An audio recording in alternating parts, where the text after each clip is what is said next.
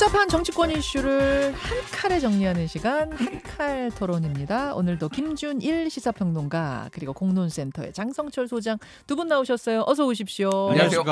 지지율 얘기부터 해봐야 될 것 같아요. 오늘은 어제 저희가 생방송을 하는 중간에 리얼미터 지지율 속보가 올라왔는데 뭐 저도 사실은 좀 놀랐어요. 예, 이 떨어진 폭이 예상외로 커서 아니나 다를까 하루 종일 어제 가장 큰 화제였습니다.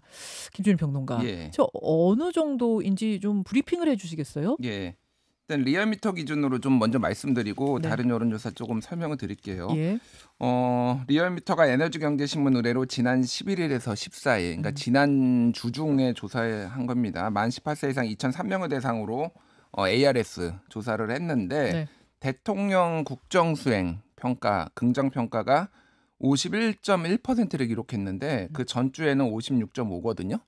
근데 그 전전주에는 63.3이에요. 그러니까 쉽게 얘기하면은 2주 사이에 12%포인트가 빠졌다. 지난주에 56.5, 그 전주에는 63.3. 그래서 2주 만에 12.2% 맞아요? 예. 2%포인트. 12.2% 굉장히 많이 빠진 거예요. 그렇죠. 뭐 이제 그리고 이제 이번 주에 그 빠진 데를 보면은 지역별로 보면은 인천 경기가 굉장히 많이 빠졌어요. 11%포인트가 빠졌습니다. 인천 수도권. 경기가? 예. 61.9에서 50.9로 인천 경기가 많이 빠졌고요. 예. 서울도 한 6.2%포인트 빠졌고 예. 대구 경북은 오히려 딱히 안 빠졌어요. 예. 지역별로 보면. 예. 그러니까 이미 이게 뭐냐면은 쉽게 얘기하면 이렇게 보시면 됩니다. 이미 부정평가를 많이 하고 있는 데에서는 더 많이 빠지지 않았는데 중도층에서 좀 많이 빠졌다. 이렇게 보는 게 좀 맞을 것 같아요. 수도권 중도층 이렇게 보면 돼요. 그러니까 이념 성향별로 보면은 네. 중도층에서 6.6%포인트 빠졌고 진보층에서 3.6%포인트, 보수층에서 2.8%포인트. 네. 그러니까 딱 봐도 수치만 봐도 알 수 있는 거죠. 그러네요. 그러니까 인천 경기의 수도권에 있는 중도층이 상당히 많이 빠졌다. 그럼 뭐 이제 2주간에 뭐가 있었느냐. 지난주에는 아무래도 사면 영향이 컸고요. 네. 예, 이제 조국 전 대표 사면, 윤미향 뭐 의원 사면 등등이 이제 컸고 그것뿐만이 아니라 이 사면 제가 지난주에 굉장히 비판을 했는데 누구 개인의 문제가 아니라 이런 사면 과정 자체가 좀 국민 주권 정부답지 않다. 그러니까 거래하듯이 이렇게 누구 사면해주고 이런 거에도 좀 많이 영향을 받았을 것 같고 그 전주에는 아무래도 뭐 이춘석 의원의 주식 거래라든지 아니면은 주식 대주주 기준 50억 원에서 10억 원으로 강화한 거라든지 이런 네. 것들이 전체적으로 좀 영향을 많이 줬다 이렇게 봐야 될 것 같아요. 자, 분석을 해주셨어요. 장 소장님은 어떻게 보셨습니까? 이유가 뭐라고 보세요? 정치적인 감정과 생활형 실망이 합쳐진 것 같아요. 정치적인 감정은 앞에서 말씀해 주셨듯이 사면 문제인 것 같아요. 조국 윤미향 씨 사면 8.15 광복절날 그렇게 하는 게 맞았느냐라는 것과 생활 체감형 실망 같은 경우에는 뭐 양도세 기준 말씀드릴 수밖에 없고요. 또한 이춘석 의원의 뭐 미공개 정보 이용 차명 계좌 그리고 뭐 노란봉투법 때문에 지금 재계나 아니면 주한 외국인 상공 회의소 이런 분들이 상당히 반발하고 있잖아요. 그런 것들이 좀 문제로 인식되고 있는 것이 아니냐 좀 그런 생각이 들고요. 사면은 불편하고 불만 왜 굳이 뭐 저렇게 사면해 줬을까? 막 이런 생각을 가질 수가 있지만은 양도세라든지 주식 문제 같은 경우에는 정책적으로 실망하는 것 같아요. 그러니까 어제도 주식이 대폭락했었잖아요. 네. 그런 것들은 집권 세력이 권력을 가진 쪽이 왜 이렇게 혼란상을 불확실성을 계속 정리를 안 하지? 능력이 없는 거 아닐까? 민주당은 원래 그런 정당이었구나. 중도로 간다고 그러고 통합을 한다고 그러고 민생 경제를 챙긴다고 했지만 결국에는 좀 이념과 자기들의 신념과 고집으로 경제 정책을 하려는 그런 집단이 아니었을까? 그런 인식을 줬던 것 같아요. 중도에게 특히. 중도나 이제 한 40대에서도 7.0%가 하락을 했더라고요. 리얼미터 기준으로 보면. 경제 활동 대단히 좀 활발하게 하시는 분들이잖아요. 그래서 그런 것들이 좀 실망감을 준 것이 아닌가. 근데 이제 이게 우리가 여기서 봐야 될 거는 이게 ARS 조사는 정치 고관여층들이 이제 주로 보고 왜 그러냐면 끊거든요. 관심 없는 분들은 바쁘니까 그냥 끊어요. 네. 근데 전화 면접원이 안녕하세요 김준일 씨. 잠깐만 시간 돼서 이렇게 하면은 매정하게 끊기가 어려워서 이때는 많이들 응답을 하시는데 전화 ARS 조사가 오면 기계가 물어보니까 그냥 네. 관심 없는 분들은 많이 끊어버리거든요. 네. 그래서 이제 내가 꼭 응답을 하고 싶은 사람들이 많이 하니까 정치 고관여층이 하고 전화 면접은 조금 이제 전체 국민에 좀 더 대변하는데 어쨌든 ARS가 조금 더 여론 주도가 선행 지수고 여론 주도로 보면 맞을 것 같은데 예. 지난주에 이제 갤럽 같은 경우에는 예. 12일에서 14일 전국 만 18세 이상 1,007명 대상으로 전화 면접을 했는데 대통령 국정수행 지지율이 59였어요. 네. 그래서 이 50일 리얼미터 50이라고는 좀 차이가 있습니다. 어쨌든 64에서 59로 이것도 5%포인트가 빠지긴 했는데 네. 저는 눈에 띄었던 게 정당 지지율이에요. 리얼미터 같은 경우에는 민주당이 39.9, 국민의힘이 36.7, 오차 범위 내로 들어와 버렸어요. 어허. 근데 리얼미터 그러니까 한국갤럽은 민주당 41, 국민의힘 22. 그러니까 격차가 아직도 거의 더블 스코어예요. 물론 이 격차는 조금 더 좁혀질 가능성이 있습니다만은 왜냐하면 ARS가 선행 지수기 때문에 이게 이제 후행해서 좀 따라가는 경향이 있지만은 그럼에도 불구하고 이걸 어떻게 보면 되냐? 지지층이 결집하고 있다 지금. 국민의힘 지지층이 특히 전당대회를 지금 치르고 있기 때문에 전화 응답을 많이 해요. 실제로 내가 진보요라고 하는 응답층이 좀 줄었어요. 그러니까 이 전체 샘플에서. 그런 영향도 있어요. 그럼에도 불구하고 아직 그러니까 약간 민주당이나 이제 국민의힘의 이재명 정부에 실망을 했지만은 국민들이 아직은 약간 관망세다. 이 하락세가 계속해가지고 40, 30까지 떨어지리라고 보는 거는 좀 아직 이르다. 그렇게 보는 게 맞을 것 같아요. 그래서 화가 나요. 무슨 말씀이세요? 국민의힘 지지율이 올라가가지고. 그게 또 무슨 말씀이세요? 아니 지금 저런 해괴망측한 얘기를 하는 뭐 당대표 후보, 최고위원 후보들이 윤석이 말씀하시는 거예요? 예. 그러면 뭐 당원들 향해 가지고 막 손가락질하는 그것 때문에 논란이 많이 됐고 비판 많이 했는데 지지율이 올라요. 그럼 그 사람들은 어떻게 생각하겠냐고요. 봐라. 우리가 결집해가지고 우리가 단합해가지고 똘똘 뭉쳐 있으니까 지지율 올라가고 있지 않냐. 우리가 가는 길이 옳다라고 생각을 하니까 점점 더 이제 결집력을 강화시키는 그런 자극적인 그런 얘기들을 더 많이 할 거란 말이에요. 그러면은 우리가 국민의힘에게 기대했던 중도 쪽으로 개혁하고 쇄신하고 좀 합리적이고 상식적인 그런 정당으로 탈바꿈해야 돼라고 하는 저 같은 사람의 비판은 너는 틀렸어. 봐 우리 지지율 올라가잖아. 그렇게 하기 때문에 상당히 좀 저로서는 난감한 상황이다. 아하. 그렇게 보이죠. 아까 리얼미터 기준으로 제가 특이하게 봤던 부분은 직업별로 보면 자영업층에서 9.3%가 하락을 했거든요. 9.3% 포인트죠. 포인트가 하락했어요. 와, 그러면 민생 지원금 때문에 경제에 지금 활기가 돌고 있다. 막 그런 식으로 대통령실과 민주당에서는 세일즈하고 있는데 거기에 체감적으로 가장 긍정적인 영향을 받아야 될 자영업자 계층에서 9.3포인트가 하락했다라는 것은 대통령실과 집권여당에서 생각하는 것처럼 일반 국민들은 체감을 하지 않을 수가 있다. 잘못 읽고 있는 거 아니냐, 여론의 흐름을.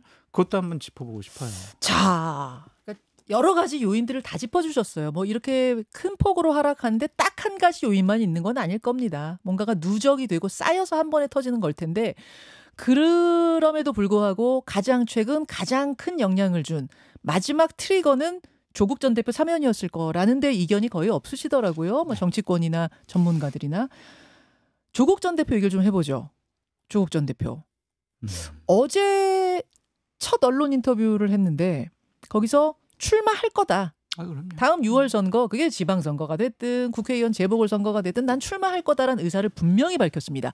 이렇게 되면 제가 질문 드릴게요. 장 소장님. 민주당에게 조국이란? 계륵이라고 해야 될지 마음에 안 드는 사위라고 해야 될지 아니 그러니까 내 편인 거는 같은데 내 편이 아닌 것 같기도 하고 참 애매모호한 것 같아요. 같은 진영에서 우리가 함께 내란 세력을 종식해서 힘을 합쳐야 돼. 동지인 것 같기도 한데 차기 지방선거 총선 대선을 보면은 경쟁자잖아요. 그렇죠. 그러니까 가까이 하기엔 너무 먼 당신이 아닌가. 가까이 하기엔 너무 먼 당신. 사위는 사위인데 마음에 안 드는 사위. 예. 그 표현 참. 왜 내가 지금 재밌네요. 30년 동안 지금 아꼈던 딸을 왜 홀라당 이렇게 마음에 안 드는데 내 기대치가 안 맞는데 왜 지금 데리고 가려고 그래? 그런 느낌? 그런 느낌인 것 같아요. 하지만 또 사위야. 그러니까요. 하지만 법적으로 가족이야. 그러니까 그래서 이거 참 이렇게 보듬어야 되는데 흔쾌하지는 않고 그런 느낌? 그런 상황인 것 같아요. 그러니까 이번에도 보듬어야 되고 사위니까 사면을 했는데 네. 또 이것 때문에 지지율이 떨어지고 근데 뭐 이제 이런 그 느낌? 사위도 뭐 저도 뭐 제 삶이 있고요. 뭐 아버님이 뭐 그렇게 말씀하신다고 한들 뭐 제가 뭐 그냥 무조건 고개 숙이는 그런 사람은 아닙니다. 저도 제 갈 길을 가겠습니다. 네. 이런 거잖아요. 내년 뭐 예. 6월 달에 지방선거든 예. 재보궐선거는 출마하겠다는 거잖아요. 음흠. 그러니까 이게 서로 팽팽한 긴장 관계가 될 수밖에 없어요. 차기 권력을 대통령이라는 직을 걸고 결국에는 갈등과 분란 나올 수밖에 없지 않을까. 자, 김준일 평론가에게도 같은 질문 드립니다. 민주당에게 조국이란? 까다로운 경쟁적 동반자. 뭐 이 정도인데 비슷한 얘기예요. 비슷한 얘기예요. 동반자는 동반자인데 예. 까다롭고 뭔가 경쟁을 해야 되는 동반자. 예, 까다로운 경쟁적 동반자 이 정도 보면 될 것 같아요. 그러니까 조국 대표에 대한 민주당 분들 얘기 들어보면은 굉장히 복잡 미묘한 감정들이 다 있더라고요. 이게 말을 잘 못해요. 근데 이게 또 맞아요, 대놓고 맞아요. 제가 질문해도 잘 답을 못하세요. 뭐 진짜. 이게 조국 사면 찬성한다, 반대한다 이런 얘기도 잘 안 하세요. 그러니까 맞아요. 민주당 분들은 조국혁신당 분들은 이제 당연히 검찰권의 오남용 때문에 피해가 이제 복구된 거다 이렇게 명확하게 얘기하는데 그래서 이게 어쨌든 뭐. 일부 민주당 의원들은 비판하기도 하고 조국 대표에 대해서 그래서 더 좀 지켜봐야 될 것 같아요. 지금 그리고 어쨌든 당 밖에 계신 분이니 그러니까 우리가 이거를 너무 끌어안는 것도 지지율 하락에 조국 대표니까 좀 튀는 행동을 많이 하잖아요.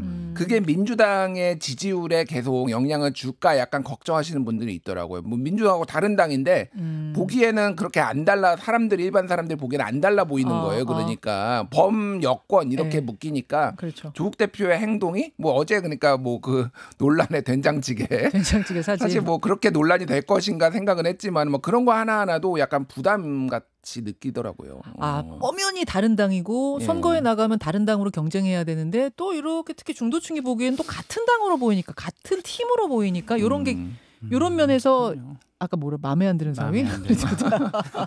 까다로운 경쟁적 동반자? 잘해주긴 잘해줘야 되는데 흔쾌하지가 않고 그래서 이제 합당 얘기가 나오는 것 같아요. 그래서 박지원 의원 같은 경우에 결국 합당하게 될 것 같아요. 이런 얘기를 하더라고요. 왜냐하면 선거에 나가는데 아니 이게 다른 당이면 이 지역구에서 저 누굽니까 장성철 후보가 열심히 민주당 후보로 뛰고 있는데 갑자기 조국 대표가 나와가지고 내가 나가겠소 이러면은 조금 장 소장님은 가만히 좀 빠져주세요 할 수도 없는 거고 그렇죠. 같이 경쟁하세요 이렇게 되면은 표를 갉아먹어가지고 뭐 국민의힘 후보가 그렇죠. 또 어부지리가 될 수도 있는 거고 그렇죠. 뭐 이러다 보니까 차라리 합당하는 건 어때라는 말이 그래서 나오는 모양이에요. 조국혁신당 같은 경우에는 민주당에 좀 원한 분노 같은 게 좀 있더라고요. 그게 뭐냐면 작년 총선이 끝나고 난 다음에 아니 우리 원내 교섭단체 열석으로 좀 낮춰줘 약속했잖아 왜 안 낮춰주는 거야. 어허. 계속 그 얘기를 했었거든요. 원내 교섭단체 열석으로 낮춰주면은 국고보조금 상당히 많이 들어서 당 재정적으로 안정화가 되죠. 각 상임위마다 조국혁신당의 의원들이 다 간사로 국회에 뭐 여러 가지 협상, 협의, 운영에 있어서 발언권이 세져요.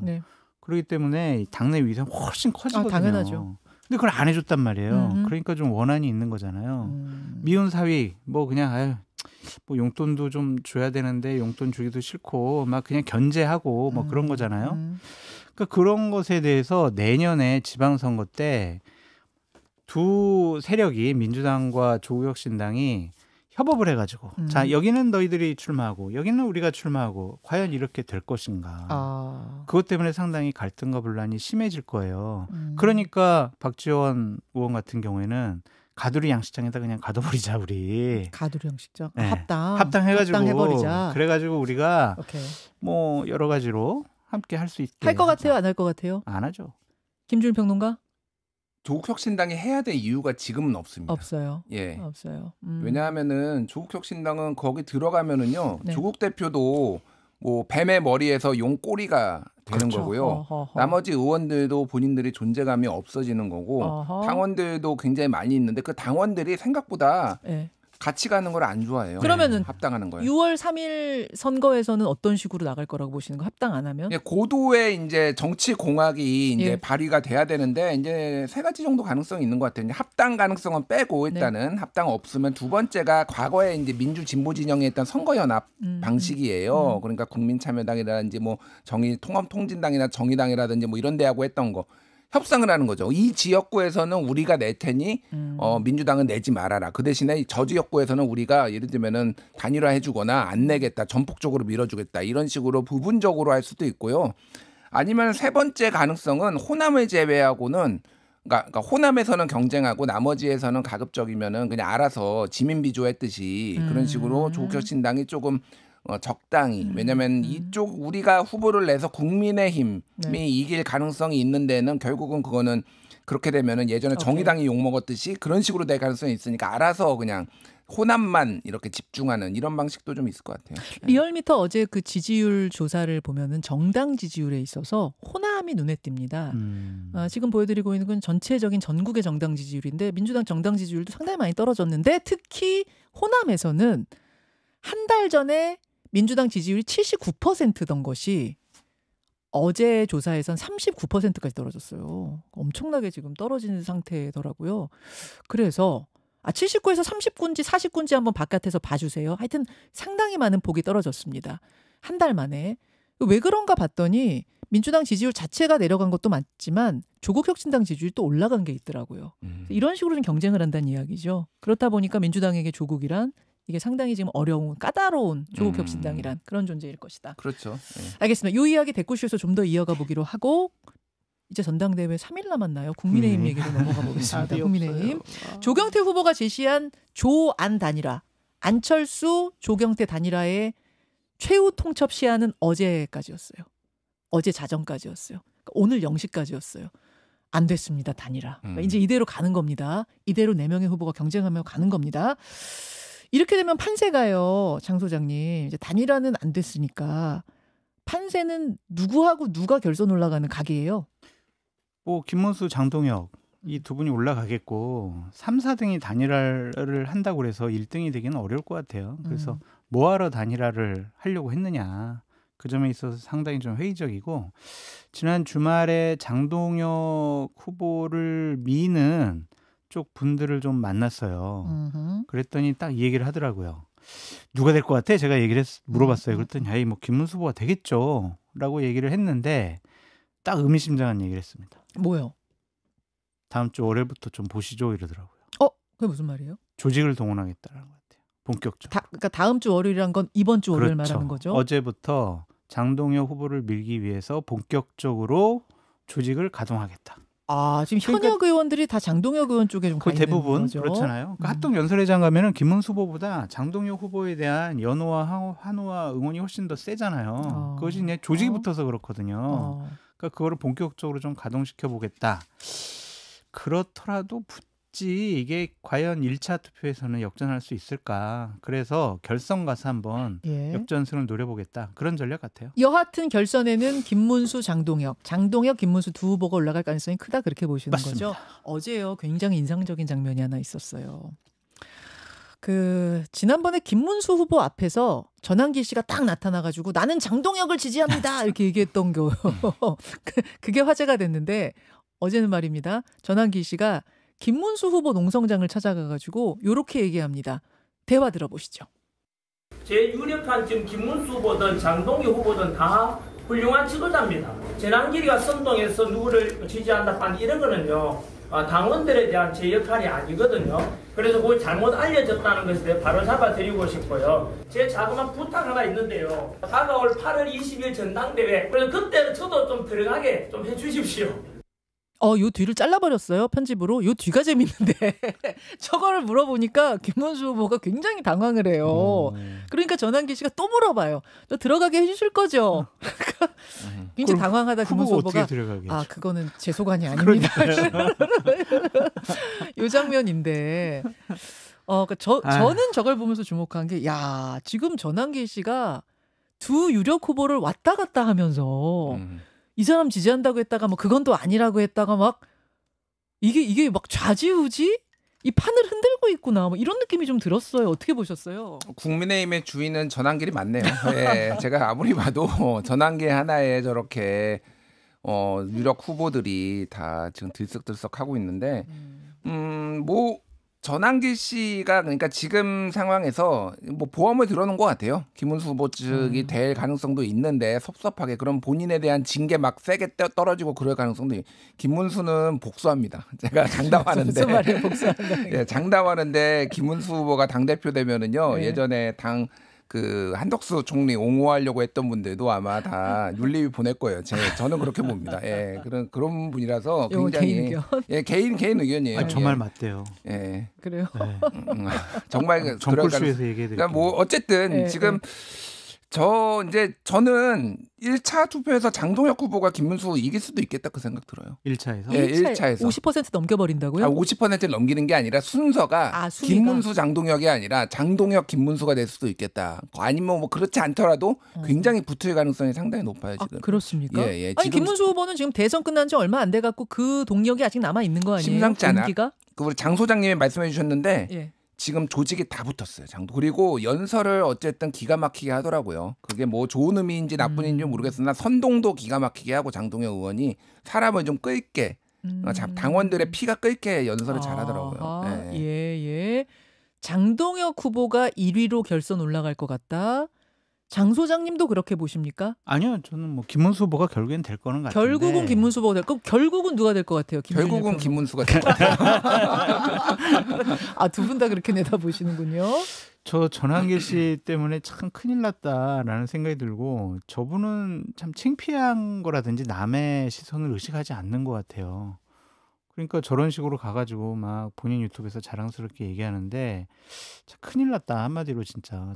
전환길 씨로부터 벗어나기가 쉽지가 않겠구나. 적극적으로 막 찾아가잖아요. 정말 저걸 공식적으로 딱 잘라버려야 되는데 김문수, 장동혁 이 두 분이 되면 저분을 제도권안으로 해서 당의 홍보위원장, 전략기획위원장 이런 식으로 임명도 할 수 있지 않을까 그런 생각도 좀 망하라고 들어요. 하는 거죠 지금. 지금 전환길 씨가 계속 나는 언론인 자격으로 이렇게 얘기하는 거다. 어제도 언론인 자격으로 찾아가고 계속 그런 식이어서 지금 제어가 쉽지 않은 것 같더라고요 후보들이. 자, 요 이야기 댓글쇼 유튜브 댓글쇼로 넘어가겠습니다. 두 분 기다리세요. 감사합니다.